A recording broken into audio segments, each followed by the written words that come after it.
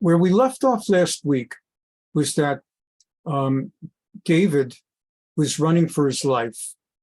Saul now wants him dead, and there no longer is a question whether maybe it's simply that Saul is going through a period of depression or bouncing back and forth. Well, I want him dead. Well, I don't want him dead. Well, I regard him highly and lovingly. Last week we saw that there were too many strong manifestations that Saul, frequently King Shaul, wants David dead.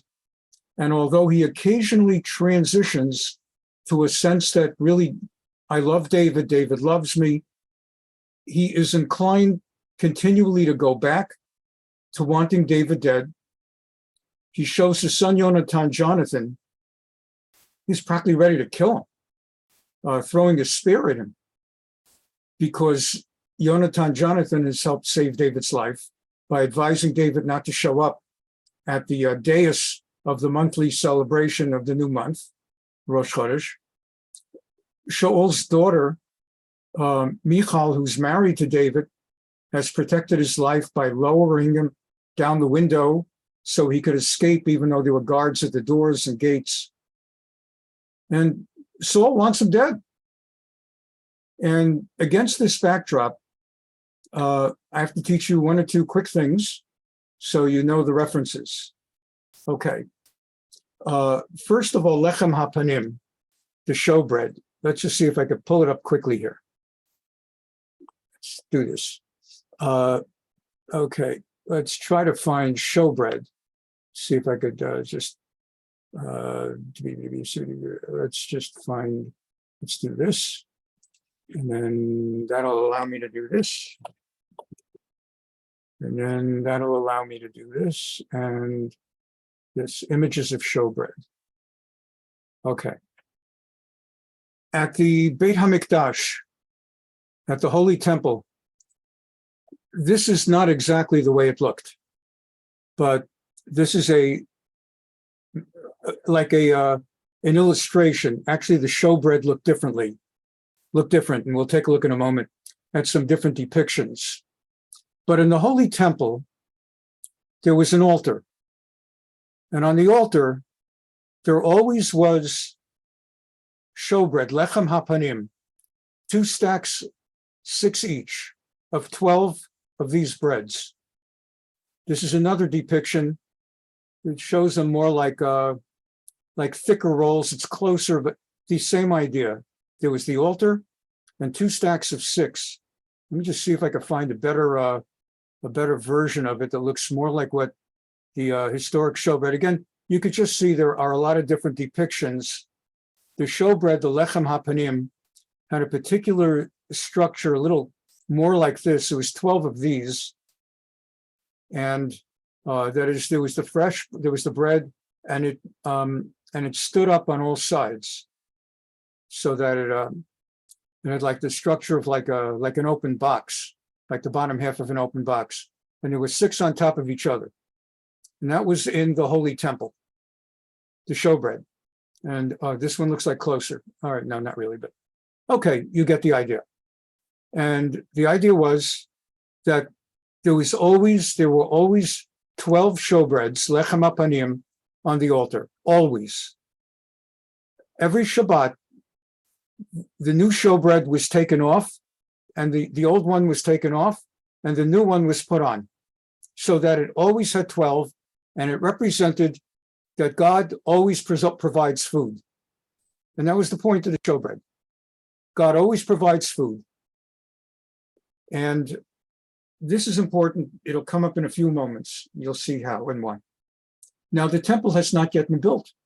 Where we're up to, ultimately, the temple will be built by King Solomon, Shlomo HaMelech. And Solomon is the son of David. Where we're up to, David himself is not yet the king, though he's been anointed. So that's still a while off before David becomes king, and then he has his reign, and then Solomon becomes king, and he builds the Beit HaMikdash. But in the meantime, the Kohanim, the Kohens, sometimes the word Kohen is translated into English as the priests. It's not exactly a good definition. A Kohen is not exactly a priest, but it's as close in English as they have. Someone who's sort of, the Kohen were the ones from the tribe of the descendants of Aharon, the brother of Moses, Moshe. And it was the Kohanim, the Kohens who offered the sacrifices in the temple as the intermediaries, so to speak. And so that's how it came to be that the English translation would be priest. Though again, that's actually priest in Hebrew would be komer. It's a different word. But anyway, the Kohen served in the temple, Beit HaMikdash. Now, before the temple was built, there were still Kohanim, there were Kohens, and they still served, and they offered sacrifices, but not yet in Jerusalem on the temple. They were in the city, at the point we're at right now in the narrative, they were in the city of Nov, English N-O-V or N-O-B, Hebrew Nun Vav Vet. I'll show you on the map, actually. And let's find the map. Let's see. Try that. That's not the one. I'll try one other. I always have to figure out which of the different ones. Was it this one? Just give me a moment. Okay, that means two down. It should be this one. I'm sorry again. I'm sorry. See if it's this one. Yeah, of course. My bad. Okay. So here's the city of Nov. Let's see if I could make it a touch bigger that way. All right. So here's the city. Here's the story. This is Gaza, where the Philistines are. Ashdod, Ashkelon, Gaza. And that's where the Philistines are. And then you have Jerusalem, which has not yet become the center of the temple. Samuel the prophet, is based in Ramah. And David has fled overnight to be with Samuel. We learned that at the very end of last week's class, that he learned more that one night, an entire night with Shmuel Hanavi, than people would learn in a lifetime. We saw the Gemara that talked about that. And then he left Ramah and he went to the city of Nov, or Nob, as it's transliterated in King James, just outside Jerusalem.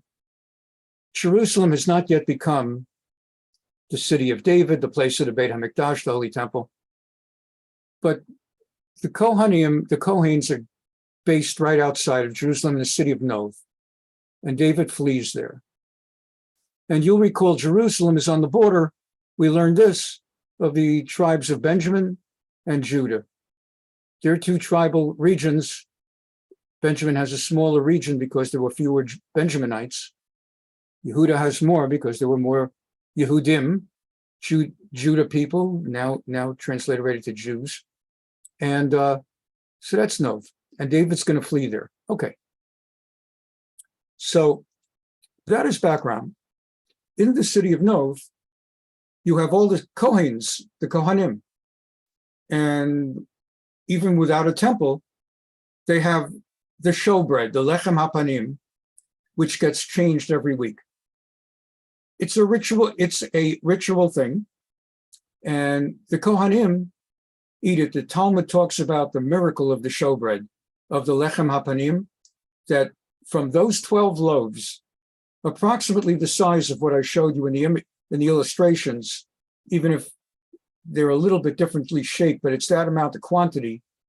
By miracle, that was enough to feed hundreds of Kohanim, thousands of Kohanim. It just miraculously would fill their bodies. Just a morsel would be like a complete meal. And so from 12 loaves, they could get enough to feed all the Kohanim at the Beit HaMikdash who was serving the temple. With that as background, let's get back to our narrative of the text. Here we go.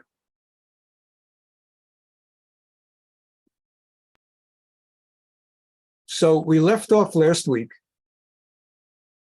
that Jonathan shot his arrows farther away than where his Nosei Kalav, the one who carried his weapons, was based. And that was part of a prearranged kind of code that would allow him to yell out, "Go away, go far, far, keep running, keep running, keep running." And while it seemed that he was yelling towards the fellow carrying his weapons, it really was a secret code. He was yelling to David, who was hiding in the area, hiding in that forest behind some bush or whatever, basically yelling at David, run, run, run. I have determined, Jonathan essentially saying that my father indeed wants to kill you and is intent on killing you. So run.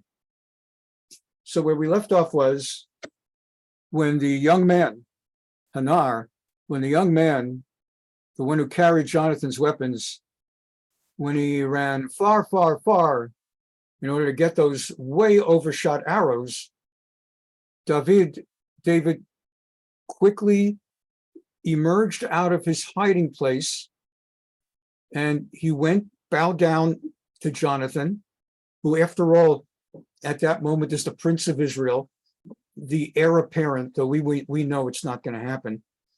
But at that moment, he's the heir apparent to Saul. He bows 3 times. They kissed each other, wept together, knowing that they're probably never going to see each other again for the rest of their lives. And it actually says, David higdil, and that David wept even more. Vayomer Yehonatan leDavid lech l'shalom, and Jonathan said to David, go in peace.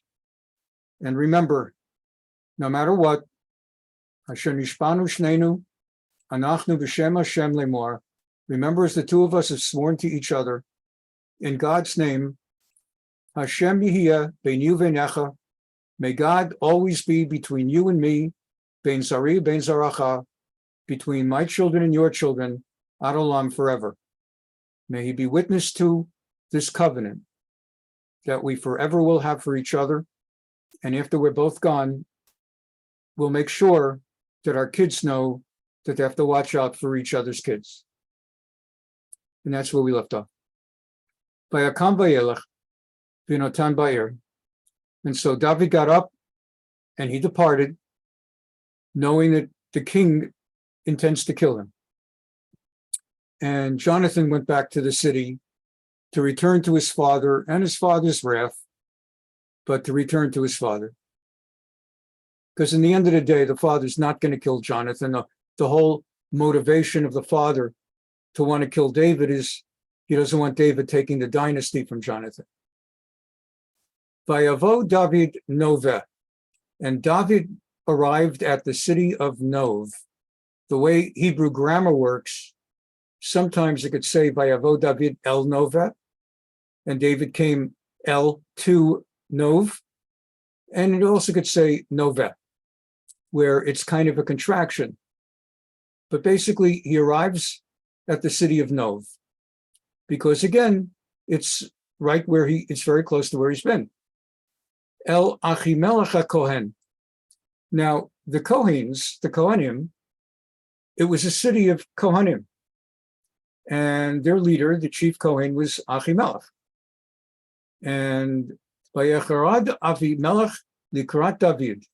When Achimelech saw David, and he knew what David looks like. It's not like nowadays where your face is all over TV and it's all over the newspapers.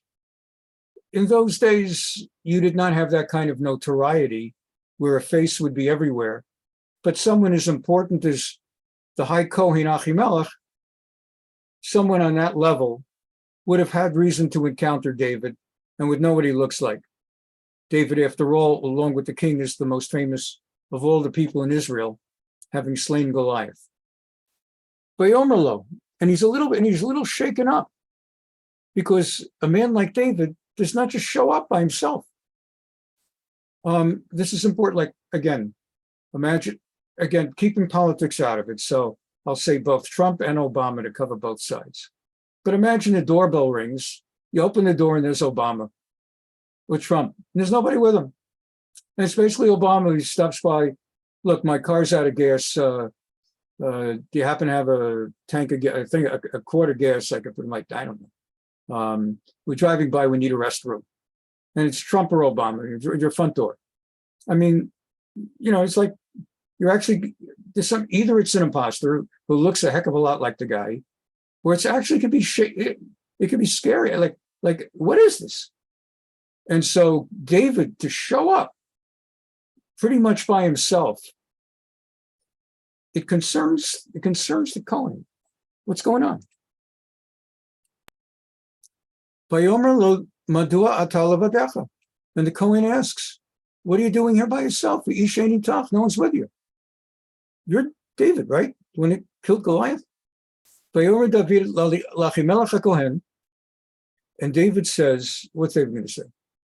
David's running for his life. So one choice is to say that he's running for his life. King wants to kill him, and he's on the run. That's very dangerous. He doesn't know what that's going to do. I mean, honesty is the best policy. Torah law allows certain compromises to save a life. As a general rule, you're not even allowed to tell a white lie. As a general rule, Torah says, "Midavar sheker tirchak," you must stay far away from any falsehood. And you're supposed to, even a white liar, because you get used to white lies and then you tell them all the time, and it's just a default. That's the way you are, and then you're pushing the envelope more and more towards dishonesty. So you're really not supposed to even say a white lie. But sometimes the Talmud gives examples like where it's really a matter like, let's say, I don't know, the wife says to the husband, how do you like my dress? And you have to balance. How important is it to tell the truth? And if you think you could safely tell the truth, you should tell the truth. If you think the dress does not look good and is not going to make the wife look good, and you're doing her a favor, you tell her. And if on the other hand, she thinks this is the most gorgeous dress that she's ever seen, and she's going to wear it no matter what you say, so the best you could do is you could say, it looks so lovely on you, we shouldn't let it out of the house. It's that beautiful. It should be hanging full time so dust never gets on it. It should be put into a suit bag and protected. In fact, I'll call UPS. It'll be out of here in 1 hour on the way to a museum. You try to find a way to avoid trouble. And worst comes to worst, say it's very nice. Again, let's say she gets a very short haircut. She looks really good with long hair. And she gets a really short, what are you going to do? The most you could do is you could decide in a few days, I'll mention, you're looking really, you look better this week. Your hair's growing back full. But to say at the moment, that looks terrible. What are you accomplishing? What are you accomplishing? It's not like she can bring the hair right back. So you have to balance. You have to balance whenever.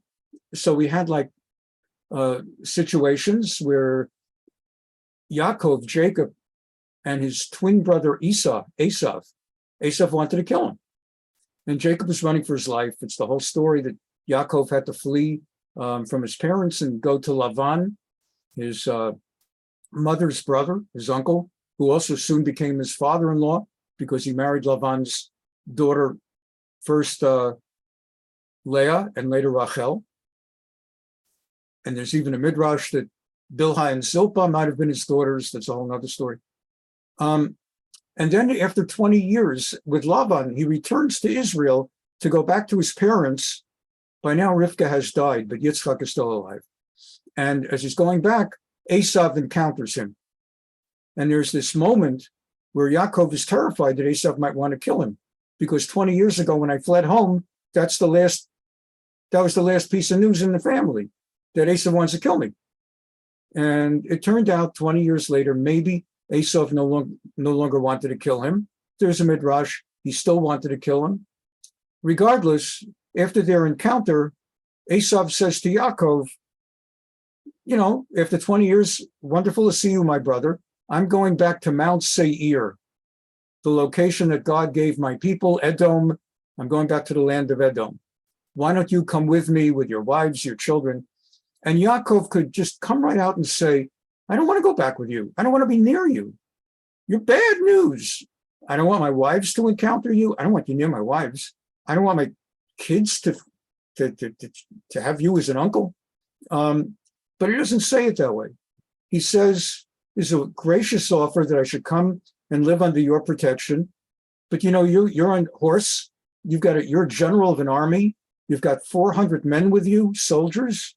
And me, I'm on foot with 4 wives and 12 little kids. Tell you what, why don't you go on ahead and I'll meet you later. And Yaakov's intention is he's not intending to meet him later. And he's just trying to say in the nicest possible way, just get going. We don't have to see each other again. You'll always be my brother. I'll always remember you. All of my fond memory of you. And goodbye and good luck. And so that's how it is. If you could avoid a confrontational lie, it's important sometimes to fudge it a little. And this is background because David fudges it a lot. But if you listen between the lines, there's some truth to what he's saying. And so he tries to be honest and to save the situation, and you'll see what happens.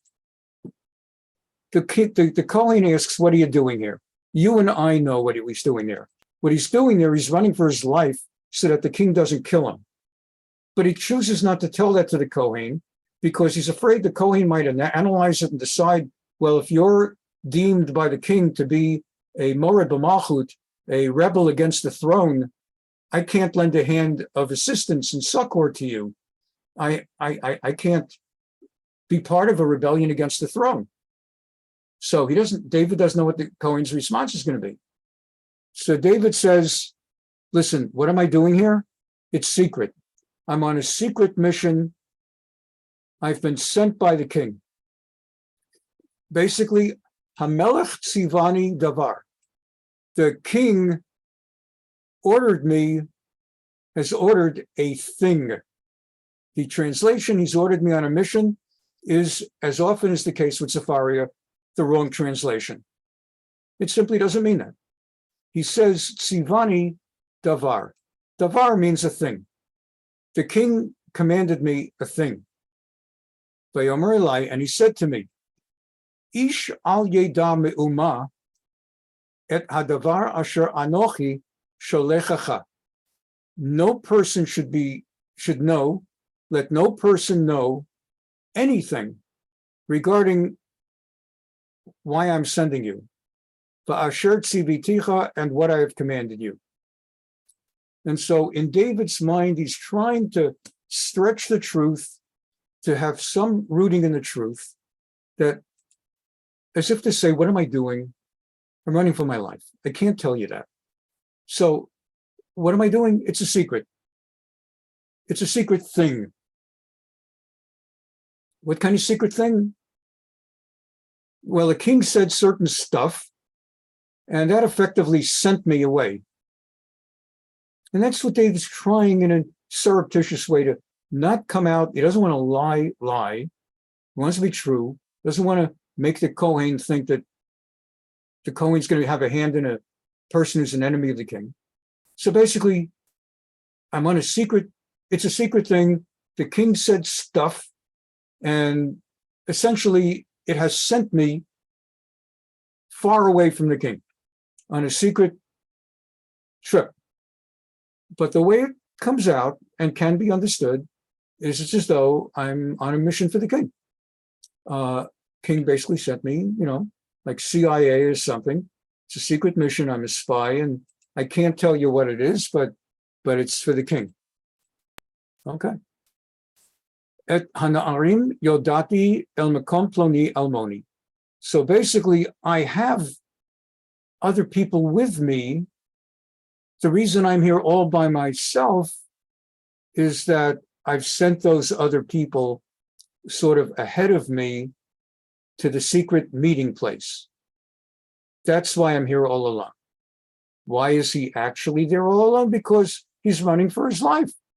And he doesn't have any people with him at that moment. Okay. But the Kohen understands that he's working on a secret mission for the king. And by implication, any assistance the Kohen gives to David will be deeply appreciated by the king. Bi'ata with an ayin, and now, therefore, ma yesh tachat yodcha, David asks, do you have any food? Because remember, David didn't have time to pack up. This is not even like the Hebrews, the Israelites getting out of Egypt. And while they had no time to really, really bake up a big fancy foods and everything, they and they had to leave without letting the bread rise, so it was matzah. He didn't even have time for that. You'll remember, he basically had to get out the window. He needed his wife to lower him with bed sheets to get out the window, and he's running for his life. He's got nothing. He doesn't even have bread. He doesn't have water, and he's been on the run. How long can he go like that? So all he wants, really, initially is, you have anything I can eat? And again, he has no money on his, and there's no convenience store. It's not like there's 7-Eleven that he could just stop by and, buy a whatever, kosher beef jerky. So he basically, what do you have? Chamisha lechem tenav yadi. Like, do you have any bread? Like maybe 5 breads? You have like 5 loaves of bread? Oh, hanimsa, like whatever you got. Vayana Kohen David vayomer. And the Kohen responded, Ein lechem chol el tach yadi. It's a little quirky. I have some bread, but it's not like bread you could have. It's not like Wonder Bread or Pepperidge Farm. I have holy bread. I have show bread, lechem hapanim, bread that normally the Kohens, like those 12 loaves, stack of 6, and once a week we switch it out for the new fresh one, and it's holy. It's made according to holy requirements, not regular bread. And frankly, no one's even allowed to touch it if they are ritually impure. And one way to be ritually impure, for example, is by being in contact with your wife.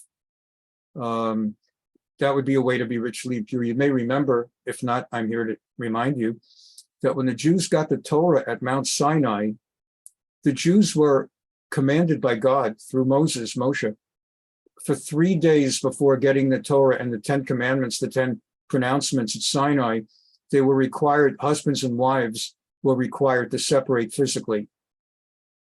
And they actually, it was known as it was Shloshet Yemei Hagbalah. Let's see if I could pull it up really, really fast. If not, we'll let it go. Let's just take a quick shot here and see whether we can pull it up.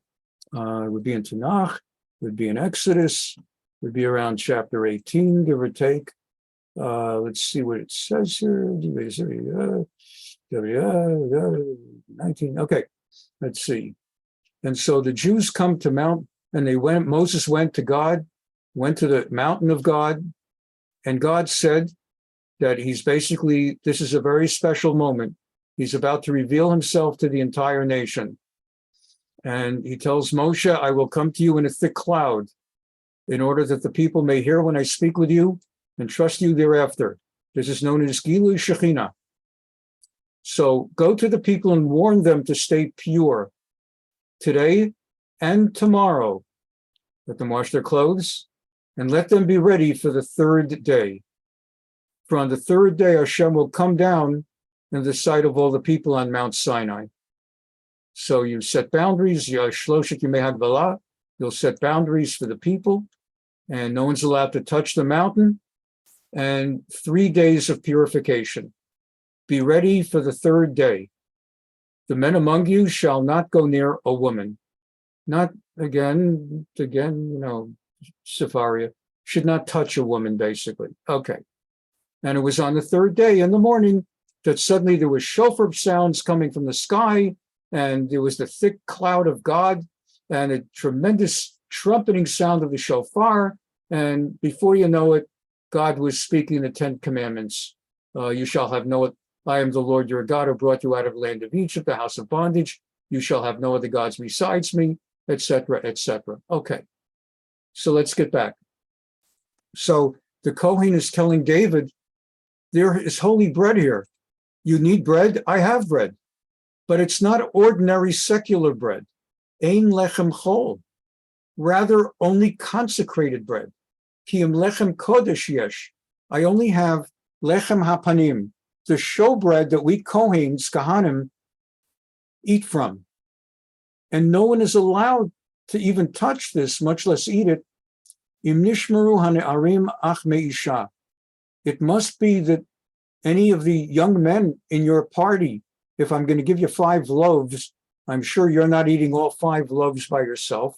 And if you have other people you're meeting up with, and you're intending to feed them at a secret meeting point with these breads, they're not allowed to touch these breads if they've had contact with women like their wives.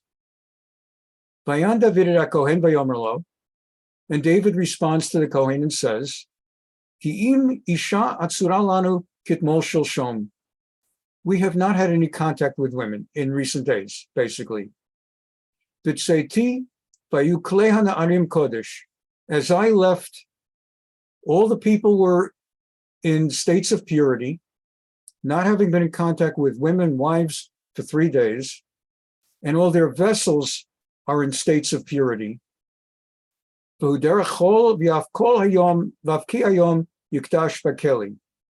happens to be right now that everything they have, we can put into this consecrated vessels, and it's safe.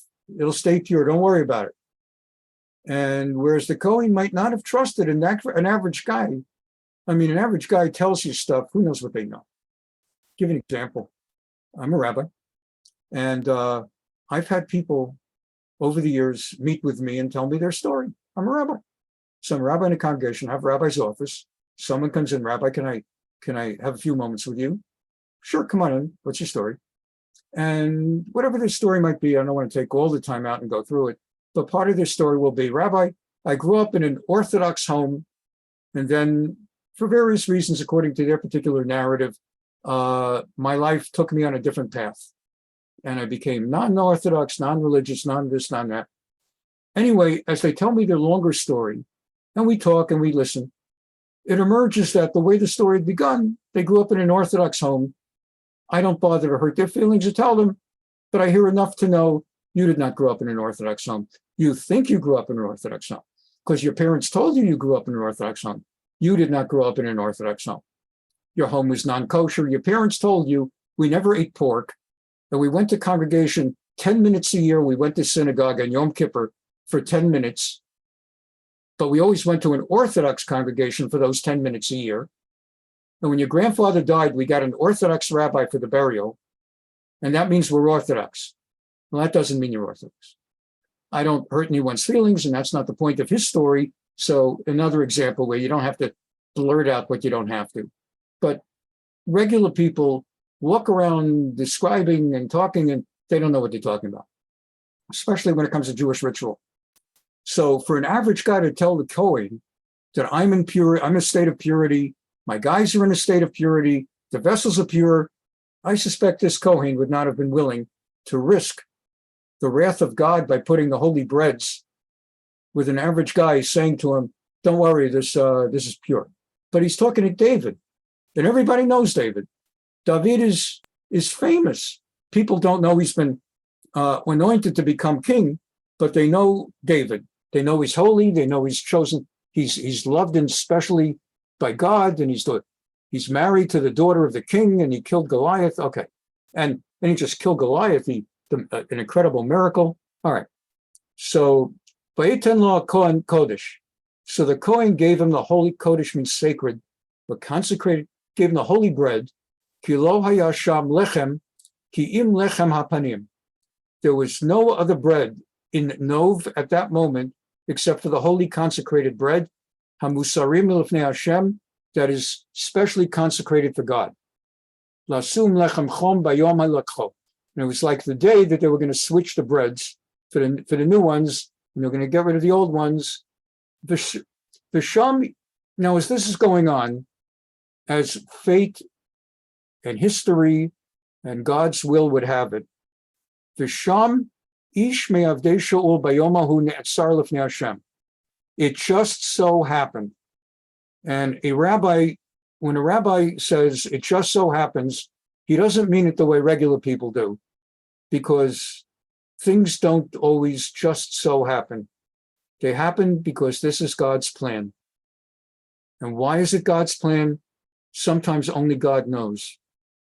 But one of Saul's other assistants, very high-ranking, his chief herdsman, the guy in charge of all the people who shepherded sheep in the king's ownership, in the king's possession, this guy, Doeg, is the main shepherd. He's not just a shepherd. He's in charge. All the shepherds answer to him, all the king's shepherds. And he's, for whatever the reason, he was supposed to go somewhere and he's off schedule. And it just so happens at that moment, he is within earshot of what's going on. Just so happens, one of Saul's servants on that day was running off schedule and was detained. Ushmo Doeg, and his name is Doeg. Doeg the Edomite. Abir Haroima Asher Shaul, the chief herdsman. Vayomer David la'Achimelech.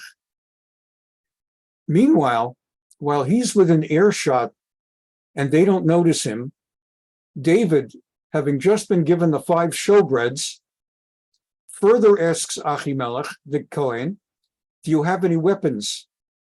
Do you perhaps have a spear or sword? Because I'm unarmed and unspoken as I may need one.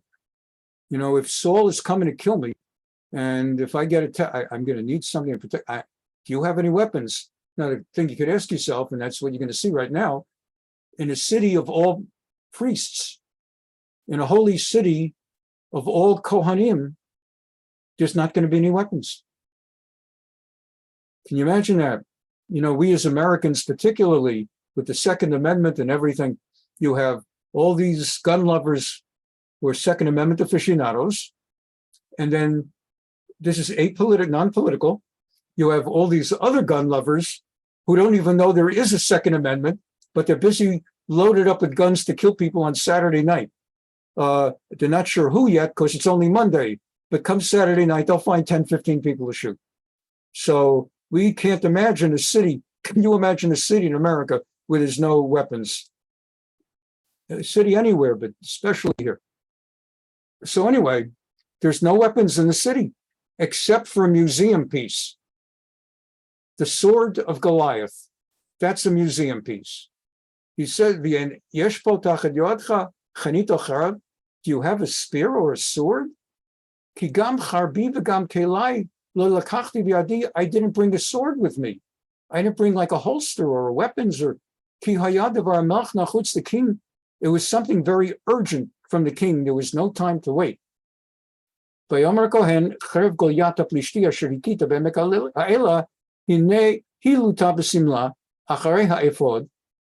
it happens, the Kohen says, we do have the sword of Goliath the Philistine, the one you killed, the guy you slew in that valley.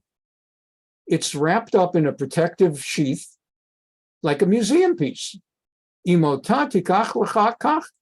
you want that, who am I to tell you not to take the Goliath sword? You of all people. But there's not another weapon in the entire city. David in Kamaha Tinenali. And David says, well, there's no sword like that sword. I'll take it. Please give it to me. And David then fled the city with his 5 loaves of bread and the sword of Goliath. El Achish melech Gat. And where did he flee? He fled to Gat. And let's see where that is. And we'll see his route. Here we go. So he's in Nov, and he's fleeing. And he flees to Gat. Golyat. Goliath was from Gat. So it's the outer eastern border of the Philistines. So David actually flees into the land of the Philistines, which is like a death, which is dangerous. He's like, his picture is on every single post office in the Philistines, if they had post offices. He's public enemy number 1. He killed Goliath. He killed him in Gath. So he's well known. His face is well known. And he's really caught in the, as the expression goes, between a rock and a hard place. If he stays in the land of Israel, he's under the jurisdiction of King Saul, who's got an army out looking for him to kill him. If he goes to the Philistines, they're willing to kill him. But at this particular moment, until he can figure out what to do next, he runs to the land of the Philistines. The outer border, so there he is, Nov, to the outer border of the Philistines. Okay. There's a prayer, many of us, I know Vladi would know this, and many of us who come to Shul on Shabbat mornings, Janet and Ruth and others, there's a prayer in the book of Psalms, and it is Psalm 34. And it starts like this. It's recited every Shabbat morning. The David, B'shanato tamol lifnei Avimelech v'yagosher v'yalach. The Psalm of David, when he changed his demeanor before Avimelech, who drove him away, and he departed. Again, David wrote this psalm, Psalm 34. I'm not sure what this means. We're going to find out in a moment. When he changed his demeanor, in the presence of Avimelech, not sure who Avimelech is, we'll find out in a moment. But he was in front of Avimelech or something, and he changed his demeanor by a Garshehu, and then this guy Avimelech, whoever he is, drove him away. And he went. David went. So for a moment here, we don't know who Avimelech is, why he drove him away, what it means he changed his demeanor. He left. But as soon as he did that, and as soon as he left, I'll bless the Lord at all times. His praise shall continually be in my mouth. Magnify the Lord with me. Let us exalt his name together. I sought the Lord. He answered me, delivered me from all my fears. I mean, this poor man, myself, I cried, and the Lord heard and saved me out of all my troubles. The angel of the Lord encamps around them that fear him and delivers them. And he just goes on, talking about how God was there. They cried, and the Lord heard and delivered them out of their troubles. So what exactly seems to have happened? Many are the ills of the righteous, but the Lord delivers them from them all. He keeps all his bones. He watches. What happened? Let's see.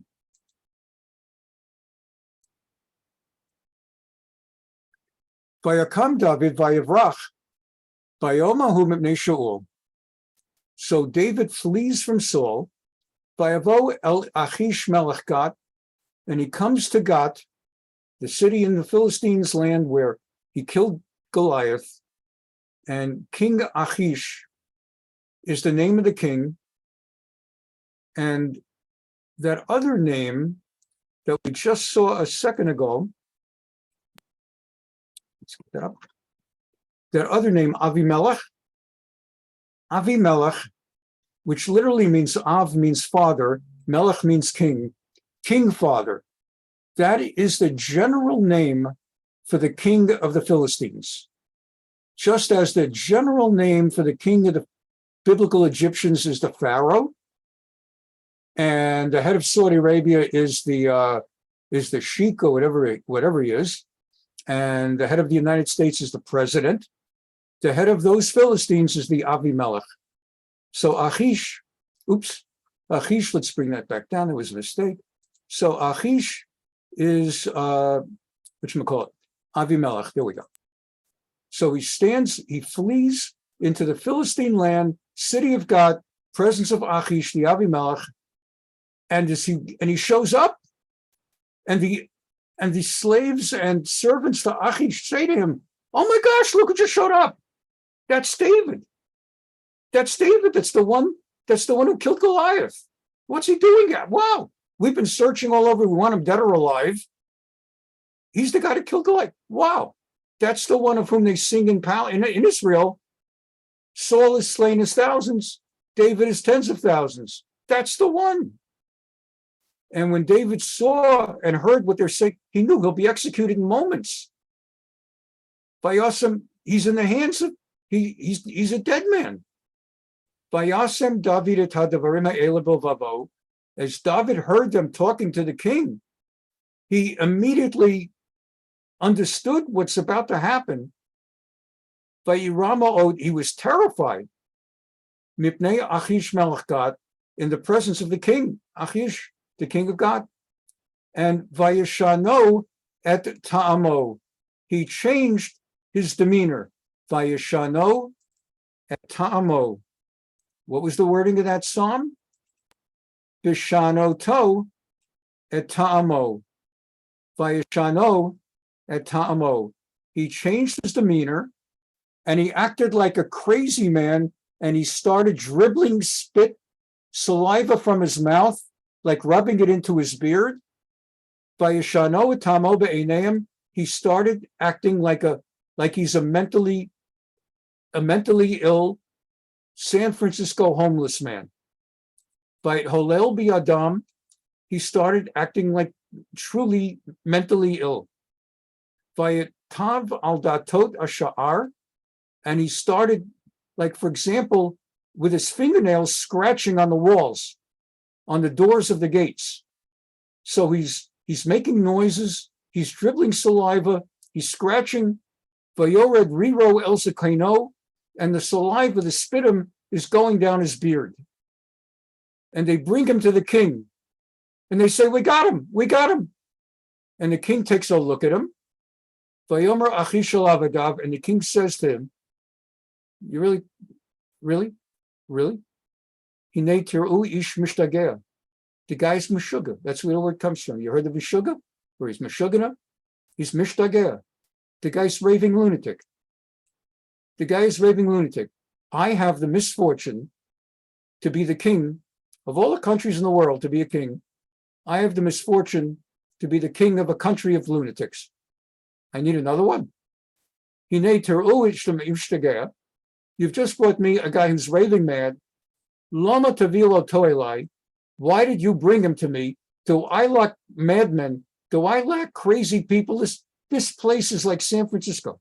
Do you know I've got homeless people spitting on each other, urinating and defecating on the streets of this town in the Philistines? I need another one.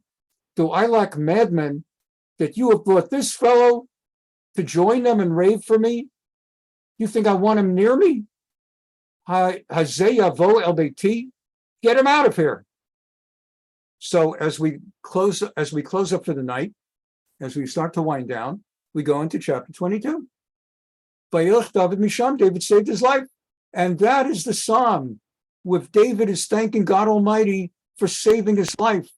David writes this psalm as he's on the run, when he changed his demeanor before Avimelech, and who drove him away, and he departed, and he blesses God for saving his life.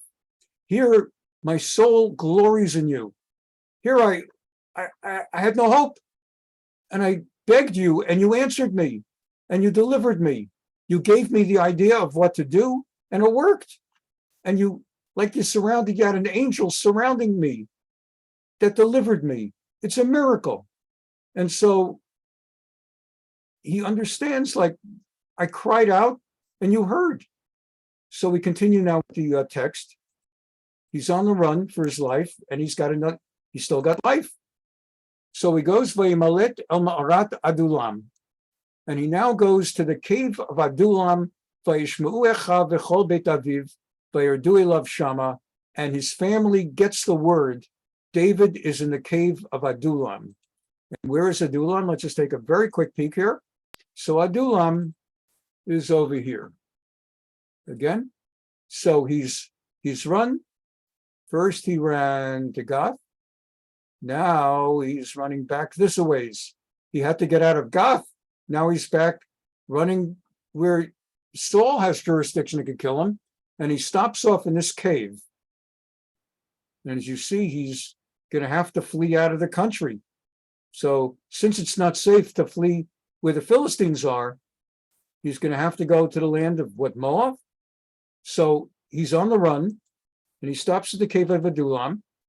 And while he's there, but kabzu elav kol ish matzok v'chol ish asher lo noseh v'chol ish mar nefesh ve'aleim sar. And slowly but surely, an army of men, little by little, people start coming, people who are down on their luck, people in their straits, people without money, people in debt, people in desperation. They hear that David is hiring, that David is forming an army. And there's not a lot of money now, but the guy has a very good history of succeeding. And you're down on your luck and you don't know what you're going to do. What are you going to do? Can't make a living, just can't cut it. And this is a chance to join an army and come in the ground floor and maybe rise to be somebody. And so while he's in the cave of Adullam, by God's grace, he becomes the leader of a small little army of 400 men. Vayelech David misham mitzpeh Moab, and he continues on, and I showed you on the map, to Moab, east of the Jordan River, to the Moabites. Vayomer el melech Moab, and he appeals to the Moabite king. Yetzena avi ve'imi etchem, ar asher eda ma ya'aseh li Elokim. Will you please let me stay in your country with my parents? And can I stay a while until I figure out what my next step is? Because I'm asking for sanctuary, and I don't know what to do. And I'm asking for sanctuary for my family, because the king will kill my family. Vayanchem et penei melech Moav, vayashvu imo kol yamot eyot David b'metzuda. And the king of Moab allowed David to stay. Unlike the Philistines, the Moabites had no issue with David. If anything, they were at war with Saul. So the enemy of my enemy is my friend. And if Saul doesn't want you, if Saul's at war with you, and from time to time we're at war with Saul, so we'll take you in. Vayomer God, Hanavi. So we now encounter another prophet. Until now, the focus has been on the prophet Samuel, Shmuel. This is the prophet God, G-A-D. In English, it sounds like God, G-O-D, but it's God. God the prophet says to David, and God will be a prophet alongside David throughout David's reign when David becomes king. And God the prophet says, Lo teshev b'metzuda, lechu vata lecha Eretz Yehuda. Okay, you've been here at Moab for a while. This is not your destiny. This is not where you're meant to be for the rest of your life, living under the protection of Moab. You've got to go back to the land of Israel, to the land of Judah, of Judea. You've got to go. That's where God wants you. Vayelech David vayavo ya'ach Cheret. And so David went to the forest of Cheret. Vayishma Shaul ki noda David va'anashim asher ito. And now that he's back in Israel, he's been spotted. It's hard. You're suddenly going with an army of 400 men on horseback. You're going to be seen. Someone's bound to see you and recognize someone as famous as David. And the word gets back to Saul. David is back in the kingdom.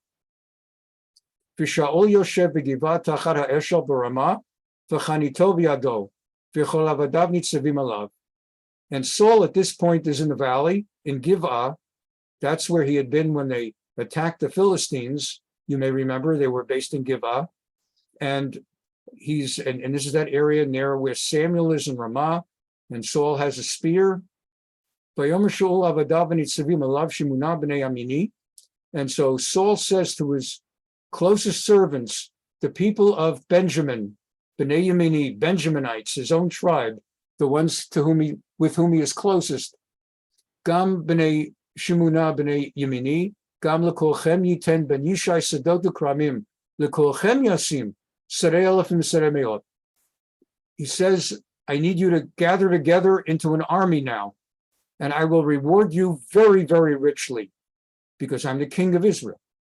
And so everything in this kingdom belongs to me, and I will give you, who fight with me now, I will give you fields, I will give you vineyards, I will make you generals, I will make you leaders of thousands and of hundreds. Great glory if you join with me now on this manhunt to find David. Ki kashartem kolchem alai ve'in Golyat ozni bichrot b'ni im ben Yishai. After all, listen. I want to be able to trust you guys. You're part of my tribe.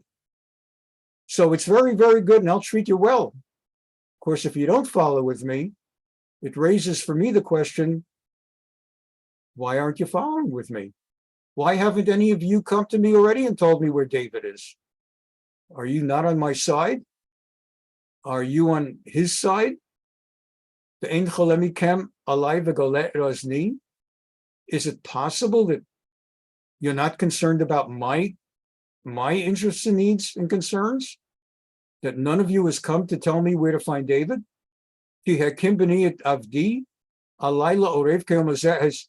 Has my enemy or someone like that? I mean, what's going on here?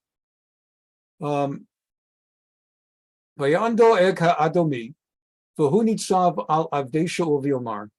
this point, Doeg, the guy who had overheard back in the city of Nov, the exchange of David when he got the 5 breads and the sword of Goliath, he says basically, don't look at us as conspirators against you. We're not holding back information from you. We're not on his side. Vayomar, and Doeg says, Ra'iti et ben Yishai, they don't call him by the name David. He's so contemptible to King Saul, he refers to him as the son of Jesse, ben Yishai, rather than calling him by his name. And Doeg catches that and says, I saw the son of Jesse, Banove, he was in the city of Nov, El Achimelech ben Achituv, he was with the high priest Achimelech, Vayash'alo b'Hashem v'tzeidan tanlo, and I saw the Kohen bless David with peace and give him food and provisions. V'yatcherev Golyat ha'plishtina tanlo, I saw the Kohen give David the sword of Goliath. Vayashlach hamelech lekot Achimelech ben Achituv ha'Kohen v'kol bet aviv ha'Kohanim asher b'Nov. When Saul heard that, he sent men to the city of Nov to confront the Kohen, Achimelech, and all the Kohanim in the city. Vayavo cholam el hamelech, and they were ordered, everybody in the city, and you're not talking about a population of millions like New York or Los Angeles or Chicago. You're talking about a city of maybe hundreds. All the Kohanim, all the Kohens in that city were ordered to show up like at the town square or whatever, in the presence of the king. Vayomer Shaul Shmana ben Achituv vayomer hineni Adoni. And Saul said, I want you to listen to me right now and report to me. I want to hear from you, the son of Achituv, you the Kohen.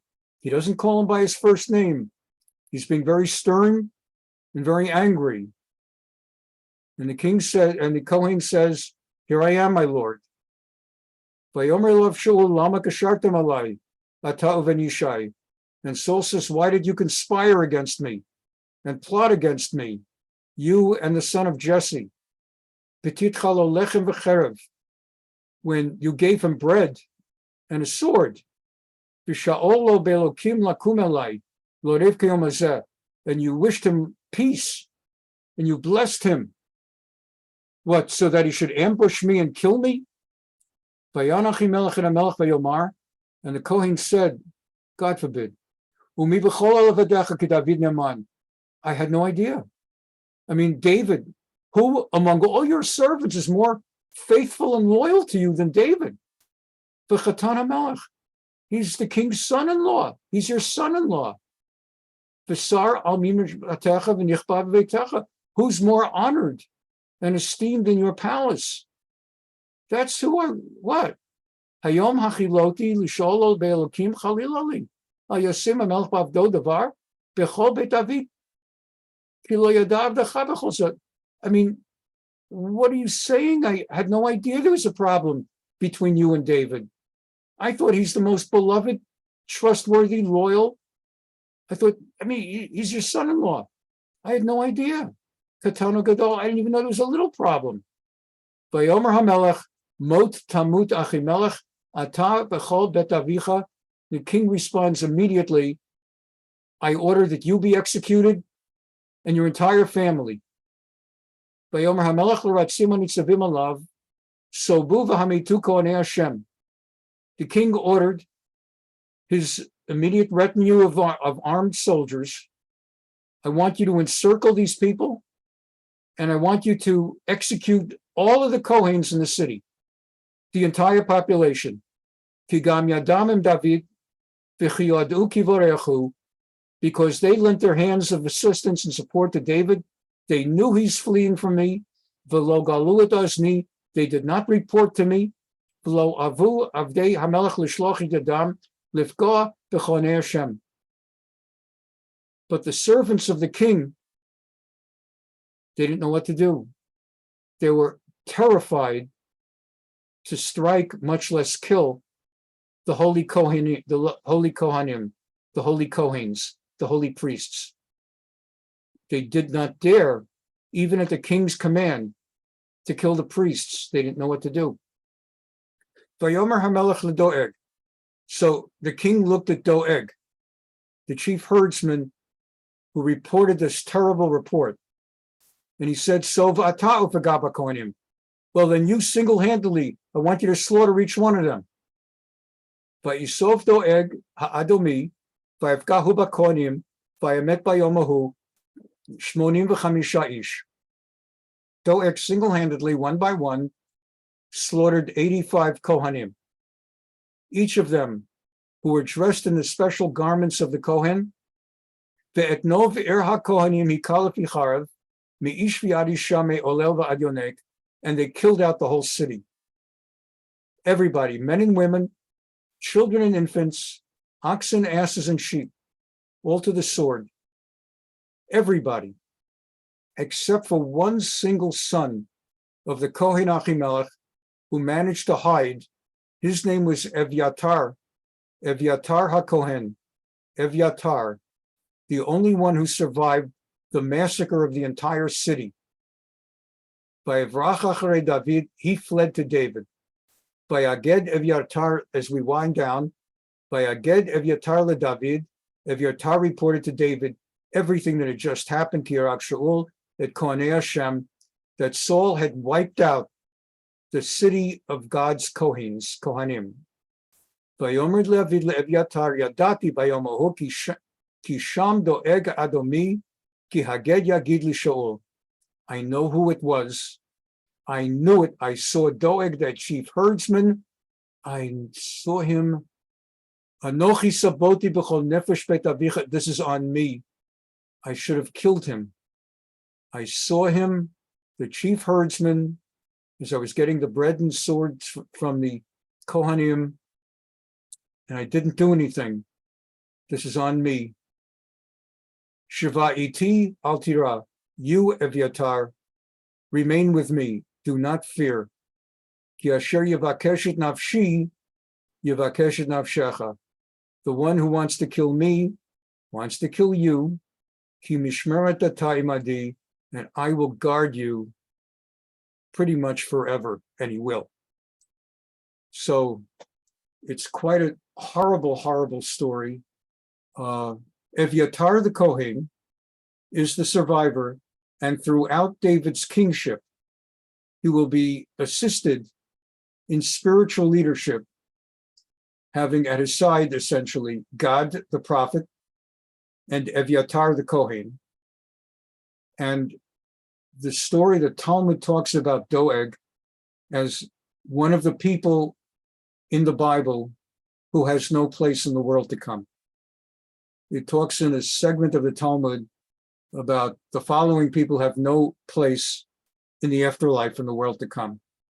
And it lists Doeg as one of those for his tongue, for what he said and what he's not giving the proper context, and his evil, the power of an evil tongue.